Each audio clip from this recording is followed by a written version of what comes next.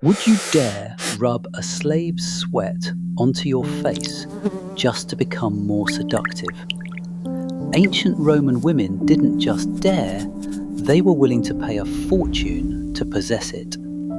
Inside the Colosseum, the blood and sweat of a champion were never wasted on the sand. They were harvested, bottled, and turned into the most coveted elixir within the palaces of Rome.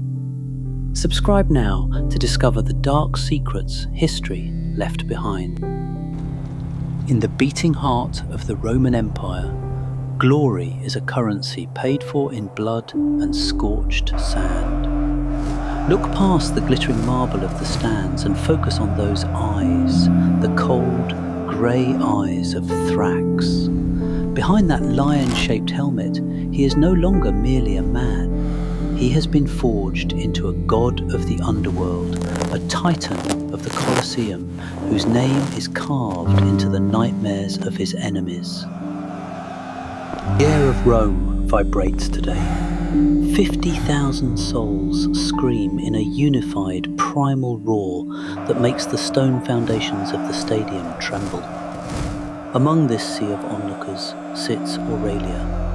She is a vision of Roman elegance, draped in the finest silks, yet her fan remains motionless. Her breath hitches, her pupils dilate, not because of the heat, but because of the raw, suffocating aura of power radiating from the arena floor. Every thunderous step Thrax takes, every lightning-fast swing of his gladius, sends a jolt of adrenaline through her veins that no vintage wine could ever replicate. Watch as the sun reaches its zenith, casting a blinding glare on the carnage below. Thrax delivers the killing blow with the precision of a surgeon and the force of a landslide.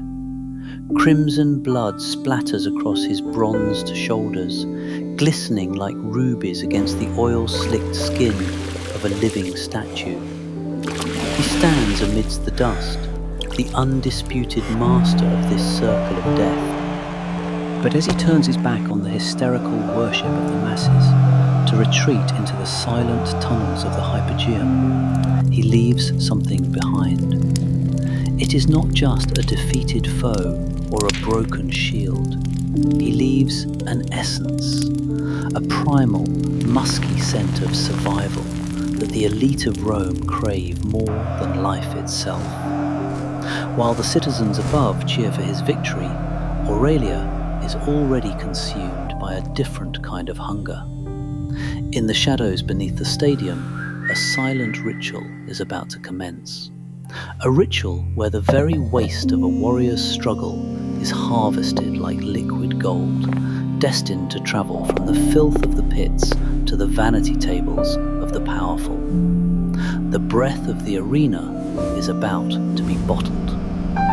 As Thrax descends into the bowels of the Colosseum, the roar of the crowd fades into a low, rhythmic heartbeat. Here, in the Hypogeum, the air is solid with the smell of human steam, rancid oil, and the metallic tang of iron. Thrax unbuckles his heavy lion mask, revealing a face etched with the jagged scars of 100 desperate battles. He stands like a monolith, chest heaving as Aeneas approaches. Aeneas is an old slave, his skin like weathered parchment, and his hands as rough as stone. In his hand, he grips the Strigil, a curved bronze tool, cold and unforgiving. This is the harvest of the champion. With practiced strokes, Aeneas begins to scrape the metal across Thrax's salt-crusted spine. Observe the sludge accumulating on the blade, a thick, greyish mixture of sweat, arena grit, dead skin cells, and the very oil that failed to protect him. To Thrax, this is nothing but the foul debris of a day spent avoiding the grave. But to the world of silk above, this is the vitality of the invincible. It is a sacred relic of masculinity. Ennius carefully wipes this viscous, pungent grime into small ceramic jars, each marked with a single name: Thrax. Each jar captures a fragment of a soul, a moment where a man refused to die. A shadow shifts in the corner. It is Cassius, the merchant of shadows. He steps forward, the clinking of a silver bag echoing off the damp stone as he pays for the privilege of this harvest. His eyes glint with predatory greed. He understands the desperate vanity of the Roman elite.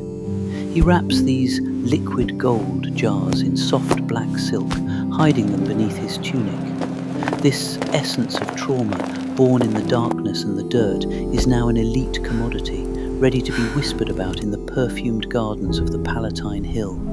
The transition has begun.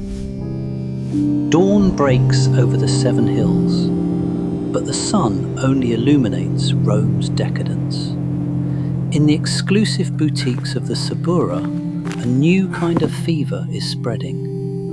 It is no longer about how many men Thrax has slain, but how he smells. Aurelia waits in her villa, her fingers drumming an erratic rhythm on the marble pedestal. Finally, her slave returns, clutching the small ceramic jar as if it were a holy relic. Aurelia pulls the wooden cork with a trembling hand. A wild, pungent aroma erupts into the room. It is a scent that should be repulsive, the smell of a tired, unwashed man. But for Aurelia, it is an intoxicating drug. She inhales the musk of death and survival, her eyes closing in obsession. This is the scent of the man who cannot be conquered, and she wants that power for herself. Across the city, this scene is repeated. Noble women gather in secret, comparing their jars like children with stolen jewels. They debate the potency of their chosen champions, their judgment clouded by a fetish for raw masculinity that defies all reason. While Stoic philosophers write scrolls of disgust at this peak of vanity, the shadow market only grows stronger. Famous perfumers begin to blend this gladiator sweat into the finest oils of the East, creating a warrior's bouquet for women who wish to smell of the hunt rather than the hearth. Aurelia ignores the moralists. She does not care for the scent of lilies or roses. She wants to carry the aura of the Colosseum into the grand banquet halls of the elite. She orders her slaves to lock the doors and prepare the final ceremony. Tonight, the noble woman will wear the sweat of the slave, and Rome will never be the same. Night descends upon Rome, and the oil lamps flicker like dying stars. Inside Aurelia's villa, the air is a suffocating fog of steam and rose petals. But the flowers are merely a mask. As Aurelia emerges from the heated marble tub, her pale skin glistening, the final stage of the ritual begins.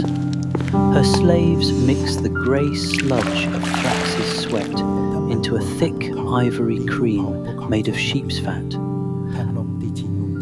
Watch the transformation. The noblewoman sits as the slave applies this gritty mixture to her face and neck. The sharp sand of the arena floor rubs against her delicate skin, a brutal exfoliation she believes will transfer Thrax's strength into her own blood. She dabs the raw musk behind her ears and across her collarbone. It is a perfume born of agony, a fragrance of the dying and the victorious. When she finally enters the grand banquet, draped in imperial purple and gold, the Roman elite stop in their tracks. There is an animalistic magnetism to her tonight. They are drawn to her, captivated by a primal sense they cannot name, the scent of the kill. She smiles, a cold triumph in her eyes, enjoying the desire of the men and the envy of the women. She has become a predator in a world of prey. But miles away, in the freezing straw of the barracks, Thrax lies in the dark. He wipes the last smear of blood from his forehead, his body aching from the price of survival. He has no concept that his essence has been bottled, sold for a fortune, and worshipped in the grandest palaces. Rome, a city of marble built on a foundation of bone. Its beauty is nurtured by the dust of the arena, and its nobility is perfumed by the sweat of its captives. The jar on the vanity is empty, but the haunting scent of the sword remains.